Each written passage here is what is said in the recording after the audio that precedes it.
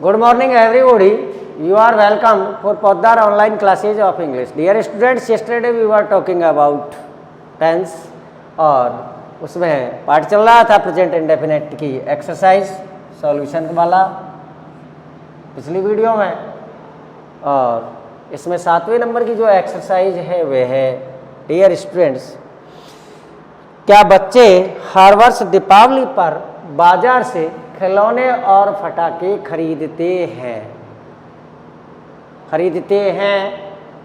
Present indefinite tense है और present indefinite tense का भाग है इंटेरोगेटिव। डियर स्टूडेंट्स, क्या लग रहा है शुरू में?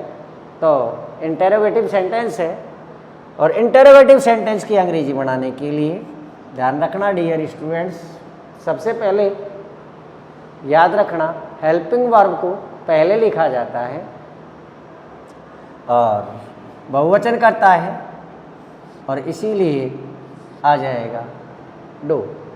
बच्चे बहुवचन करता है, इसीलिए सहायक क्रिया क्या आ जाएगी? Do. Do the children by, खरीदने की अंग्रेजी, खिलौने की अंग्रेजी टॉयज, एंड और पटाखों की अंग्रेजी डियर स्टूडेंट्स होती है क्रैकर्स, पटाखे। और आतिशबाजी की अंग्रेजी डियर स्टूडेंट्स याद रखना फायरवर्क्स। इसे आतिशबाजी की अंग्रेजी डियर स्टूडेंट्स होती है फायरवर्क्स, और पटाखों की अंग्रेजी होती है crackers, toys and crackers. Deepawali पर ऑन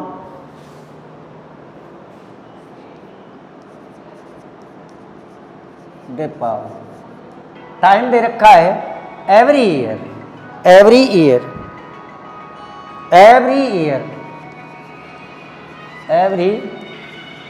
डियर स्टूडेंट्स। हेलो, नमस्कार भाई। हाँ बोल। हाँ स्कूल में हूँ, बोल।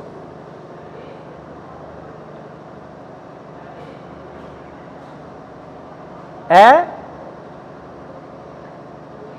कौन सी है? काहे की? अरे यार पैसा ना है वीरी सिंह, मैंने तो खेत दी यार।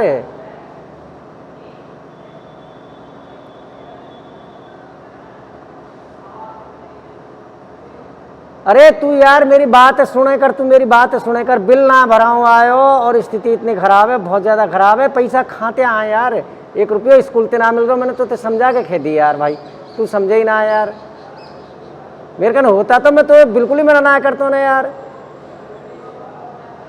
बात ये है यार, तेरे दिमाग में ना बैठे, तू जाने कहाँ समझ रहा हूँ। मेरे कन वास्तव में ही नहीं है बिल। 3 महीना को डू है बिल भरना है, अब लास्ट डेट है। हाँ तेरे दिमाग में ही ना बैठे यार, मैंने तो समझा के कह दी भाई, वास्तव में नहीं है पैसा यार। Do the children buy toys and crackers on Deepawali every year. और 8वां सेंटेंस है डियर स्टूडेंट्स, देखिए 8वां सेंटेंस है, अध्यापक 3 वर्ष से इस गांव में एक टूटी हुई झोपड़ी में रह रहा है। याद रखना है प्रेजेंट, रहा रही कंटिन्यूअस, प्रेजेंट कंटिन्यूअस, और कर्ता एक वचन का है, इसीलिए क्या आ जाएगा? हैज द टीचर, और ध्यान रखना इसके बाद में प्रेजेंट परफेक्ट कंटिन्यूअस है, इसीलिए क्या आ जाएगा? B. Has the teacher been living in a, और टूटी हुई की अंग्रेजी याद रखना ब्रोकन पार्टिसिपल से दी जाएगी dear students. Has the teacher been living in a broken hut या कॉटेज, हट या कॉटेज। डियर स्टूडेंट्स याद रखना। और टाइम दे रखा है,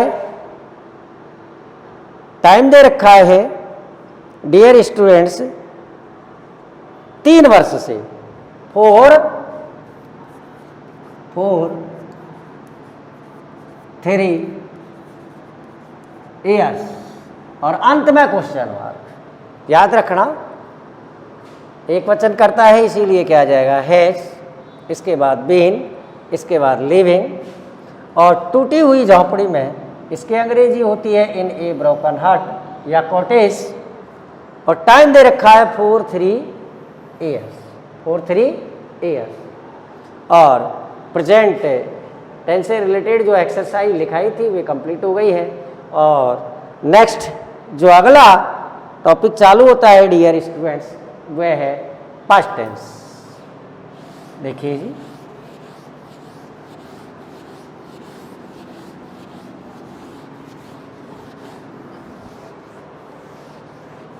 हाँ डियर स्टूडेंट्स याद रखना, पास्ट इंडेफिनेट टेंस और पास्ट से रिलेटेड जो पार्ट हैं वे सारे बहुत इम्पोर्टेंट होते हैं, इसीलिए आपको पास्ट टेंस को अच्छे ढंग से सब क्लियर करना है, अच्छे ढंग से समझना है। और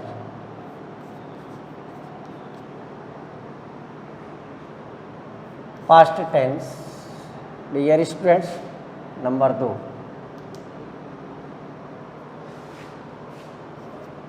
पास्ट टेंस और इससे रिलेटेड और टेबल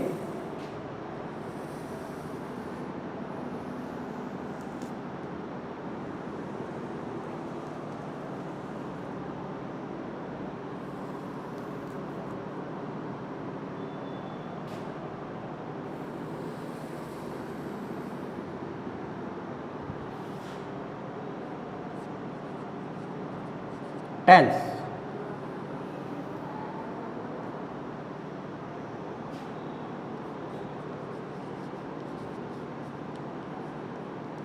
इंडेफिनिट, कंटिन्यूअस,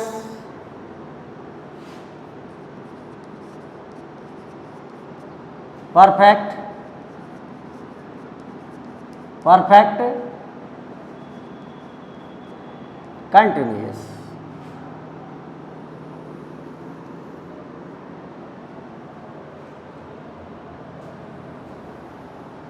अब दोबारा चालू कर दे भाई।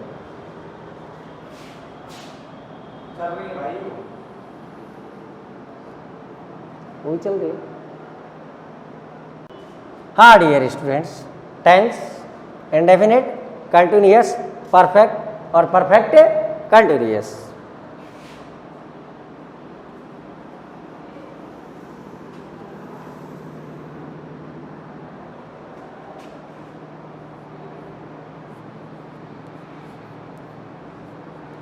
पहचान सूत्र,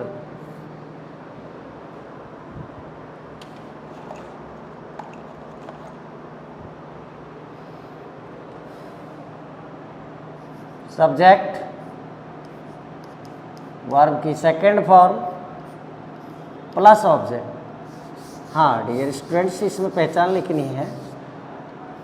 देखिए जी, ता था, ती थी, ते थे। इसके अलावा याद रखना डियर स्टूडेंट्स, यदि हिंदी वाक्य के अंत में आ, ई, ए की ध्वनि आती है तो वह सेंटेंस भी पास्ट इंडेफिनिट टेंस का सेंटेंस होता है। रहा था, रही थी, रहे थे। कंटिन्यूअस में, परफेक्ट में चुका था, चुकी थी, चुके थे।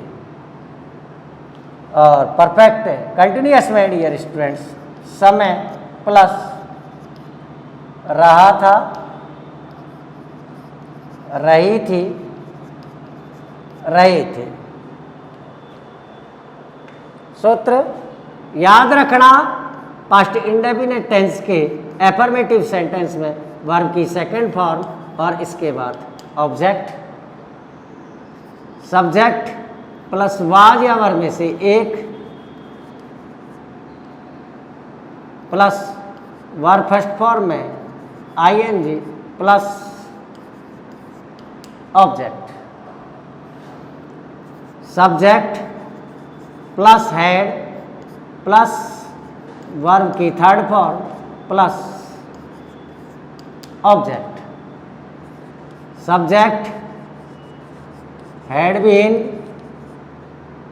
प्लस वर्ब फर्स्ट फॉर्म में आईएनजी प्लस ऑब्जेक्ट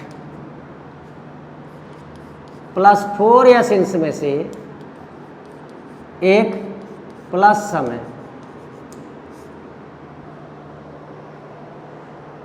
टेबल अच्छे ढंग से समझनी है डियर स्टूडेंट्स, और पास्ट टेंस अच्छे ढंग से क्लियर होना चाहिए कि कोई भी जो राइटिंग का टास्क है डियर स्टूडेंट्स, जो किया जाता है राइटिंग का टास्क, ये कंप्लीटली ज़्यादातर है इंसिडेंट्स होते हैं या कोई भी अपन एक्शन का डिस्क्रिप्शंस करते हैं, वे पास्ट टेंस से रिलेटेड ही होती है।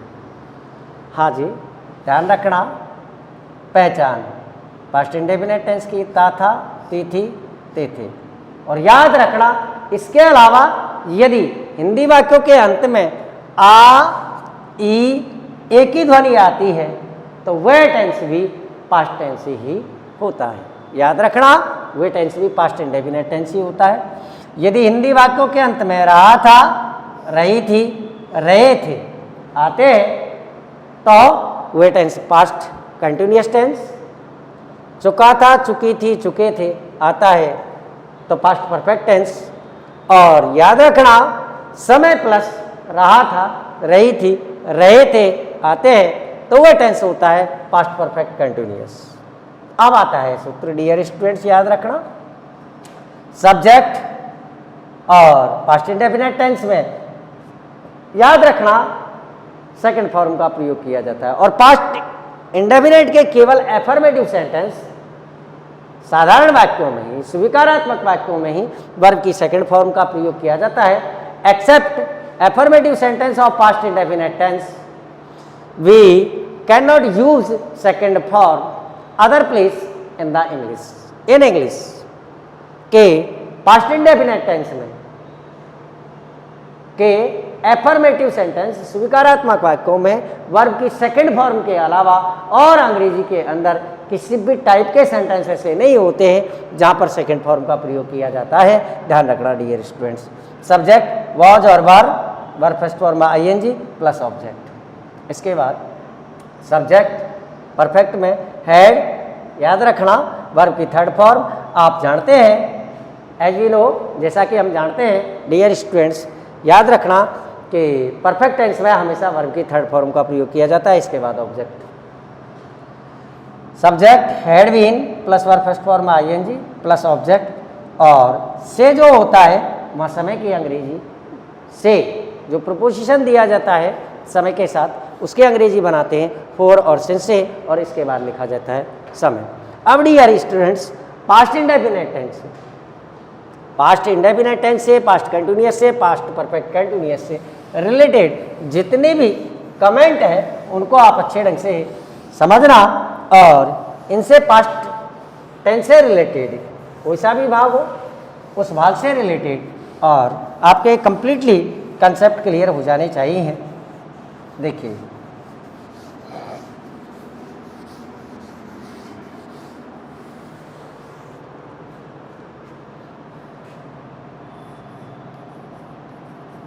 कमेंट्स डियर स्टूडेंट्स, याद रखना, नंबर 1,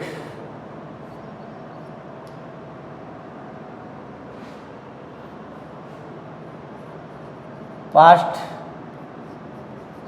इंडेफिनिट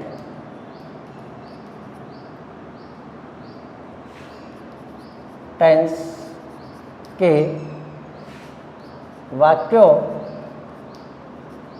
में वर्ब सेकंड फॉर्म का प्रयोग किया जाता है, लेकिन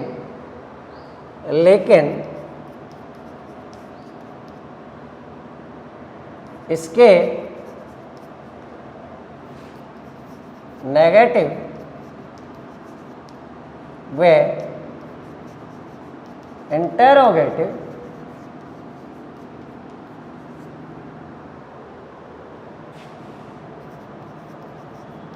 सेंटेंसेज में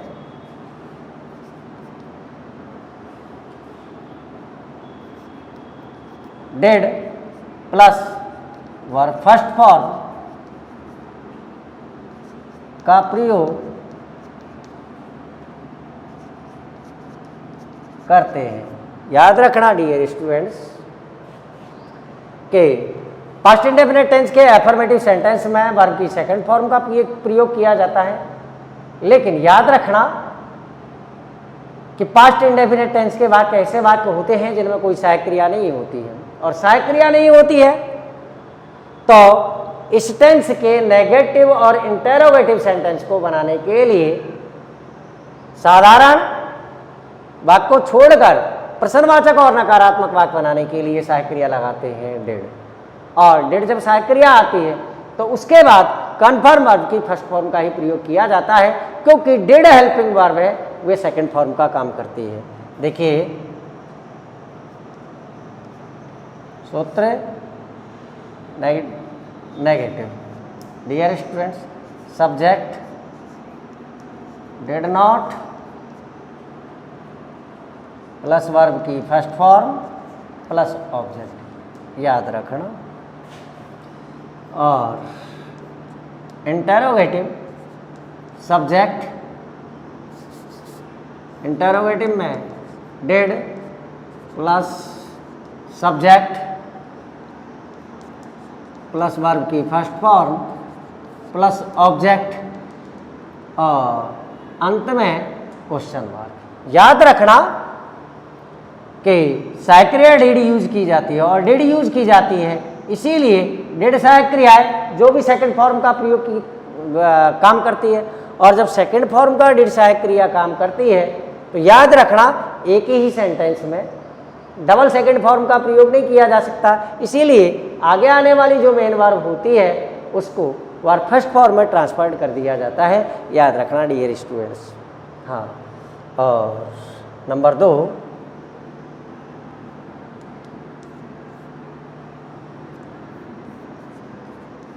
past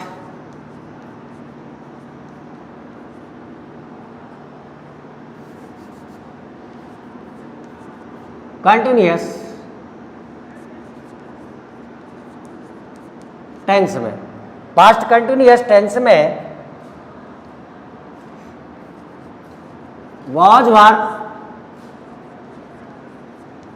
plus verb first form में आईएनजी का प्रयोग करते हैं, याद रखना। और डियर स्टूडेंट्स, वॉज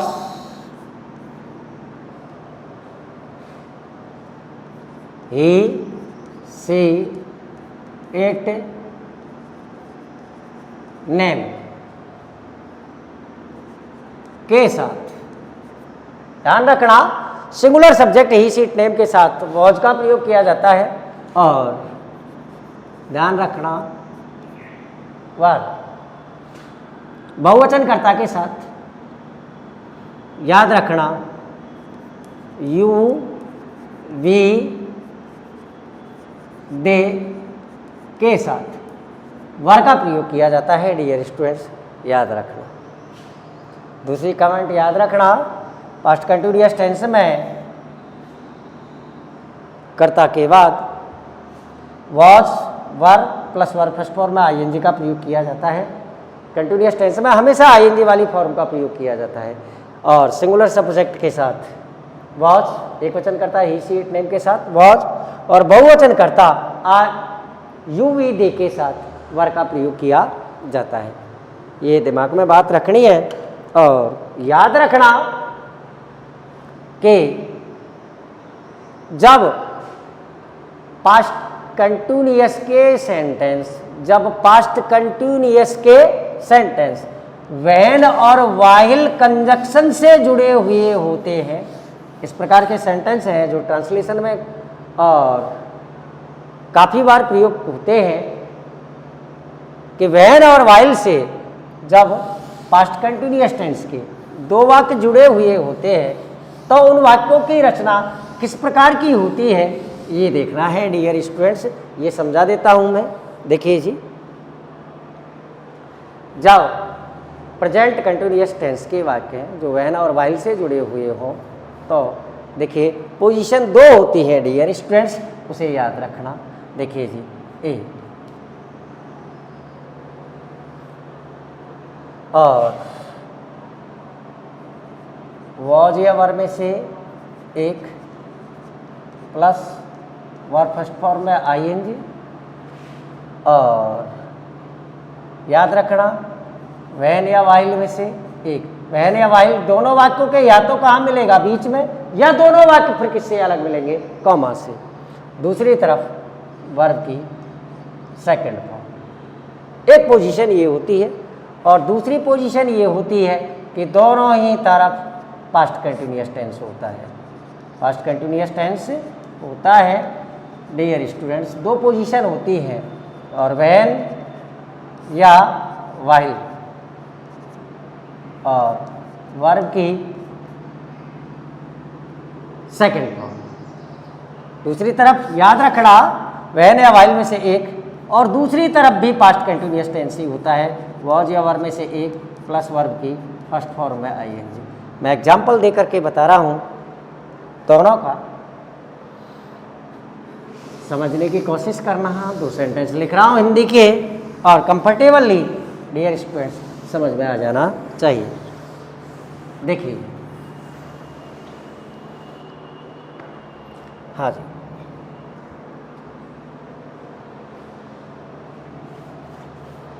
देखिए डियर स्टूडेंट्स, जब मैं बगीचे में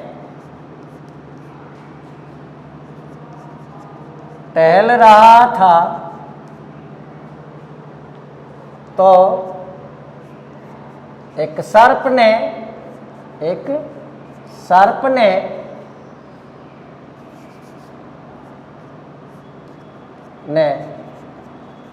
मुझे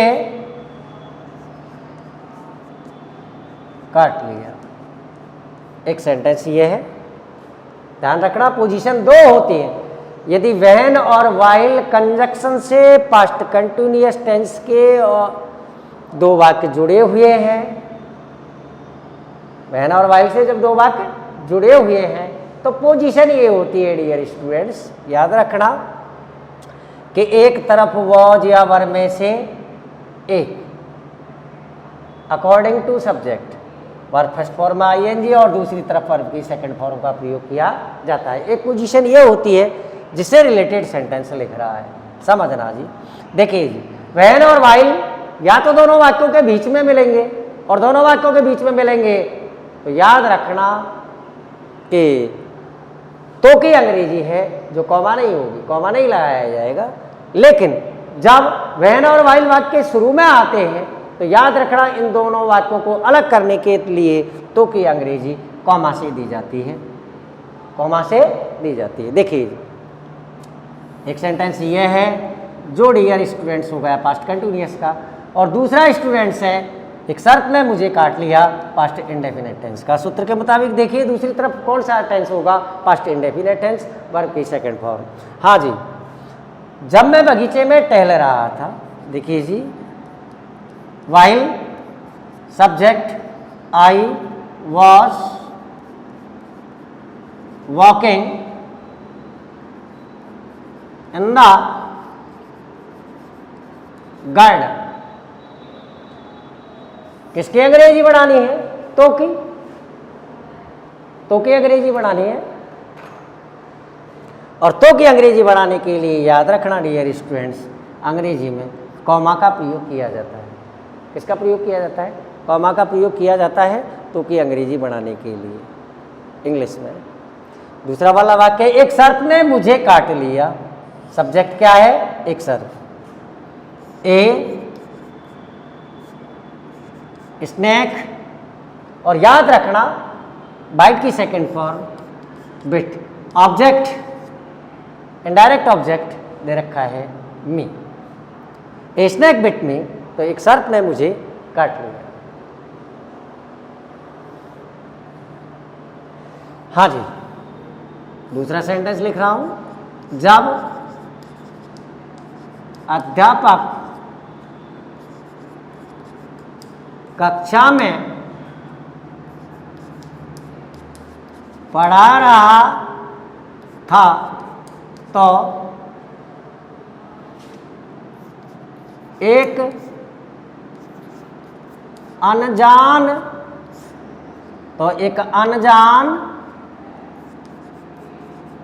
व्यक्ति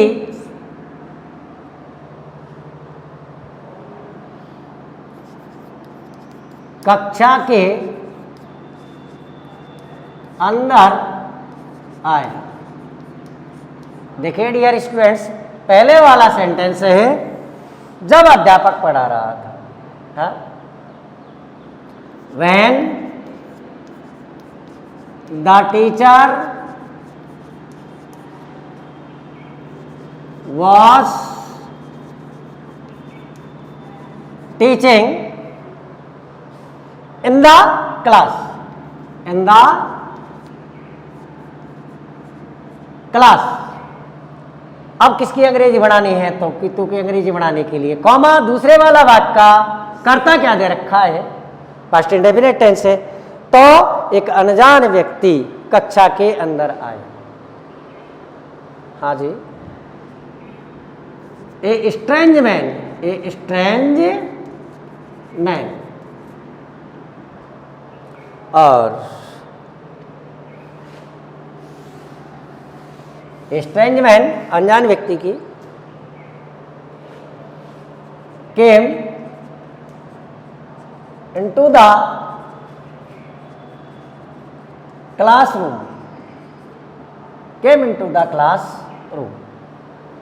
तो एक अनजान व्यक्ति कक्षा के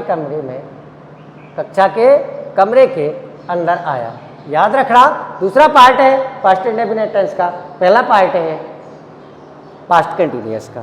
अब पोजीशन यदि ये हो कि दोनों तरफ पास्ट कंटिन्यूअस टेंस दे रखा है तो उन वाक्यों को किस तरीके से ट्रांसलेट किया जाता है।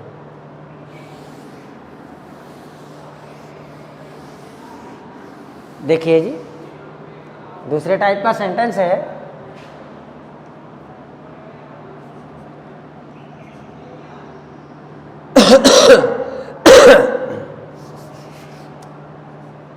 माँ रसोई में भोजन पका रही थी जबकि पिताजी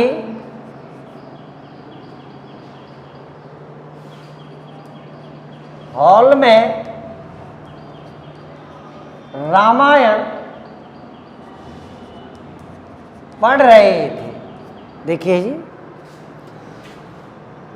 ध्यान देना, दूसरे फॉर्मूला से रिलेटेड है सेंटेंस, दोनों तरफ पास्ट कंटिन्यूअस टेंस है और पास्ट कंटिन्यूअस टेंस है।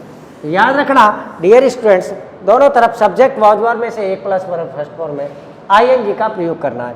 देखिए जी, माँ रसोई में भोजन पका रही थी जबकि पिताजी, कनेक्टिव क्या है? कंजक्शन वर्ड, जबकि पिताजी हॉल में रामायण पढ़ रहे थे। देखिए जी, the mother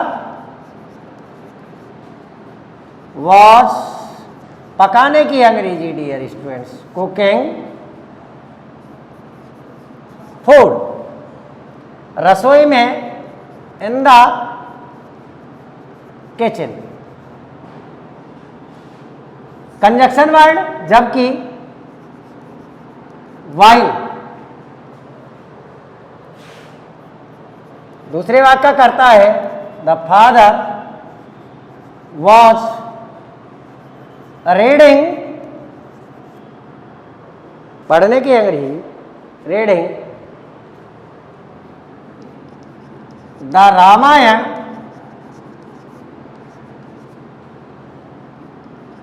in the hall. दोनों वाक्य पास्ट कंटिन्यूअस टेंस के हैं और पास्ट कंटिन्यूअस टेंस के हैं, तो दोनों तरफ ही पास्ट कंटिन्यूअस टेंस में उन वाक्यों को ट्रांसलेट किया जाएगा। कंडीशन दोनों ही होती है। एक कंडीशन में एक तरफ पास्ट कंटिन्यूअस होता है, दूसरी तरफ पास्ट इंडेफिनिट टेंस होता है। दो इंसिडेंट एक साथ होती रहती हैं, दो घटनाएं या दो कार्य एक साथ होते रहते हैं। दूसरी पोजीशन ये होती है कि दोनों ही इंसिडेंट्स में या दोनों ही कार्यों में पास्ट कंटिन्यूअस टेंस का प्रयोग किया जाता है।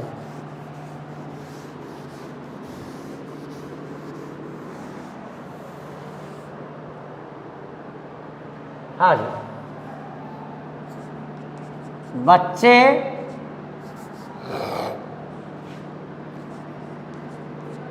कमरे में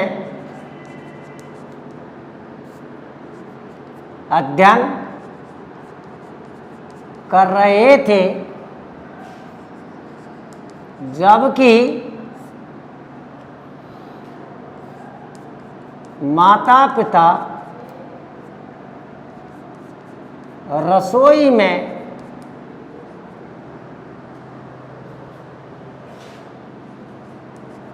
अपना भोजन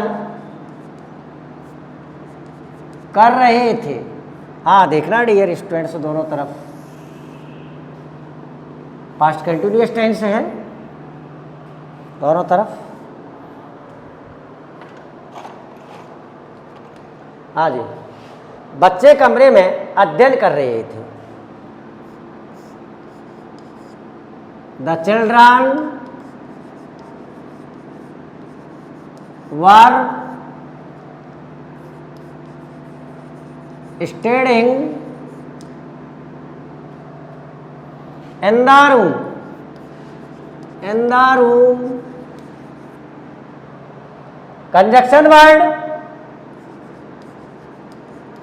while, माता पिता की अंग्रेजी पेरेंट्स, while जबकि दूसरे वाक्य का कर्ता माता पिता। द पेरेंट्स बहुवचन करता है वर। और किसी भी चीज को लेने के लिए, याद रखना, भोजन है, कोल्ड ड्रिंक वगैरह है, या कोई भी चीज, चाय है, कॉफी है, लेने के लिए हमेशा क्रिया लगाते हैं take. While the parents were taking या ईटिंग देयर फूड, अपना भोजन। और बाकी शब्द क्या बच गया? रसोई में, और रसोई की अंग्रेजी होती है इन द किचन। यदि दोनों तरफ पास्ट कंटिन्यूअस टेंस है तो डियर स्टूडेंट्स याद रखना, दोनों बातों को पास्ट कंटिन्यूअस टेंस में ही ट्रांसलेट किया जाता है।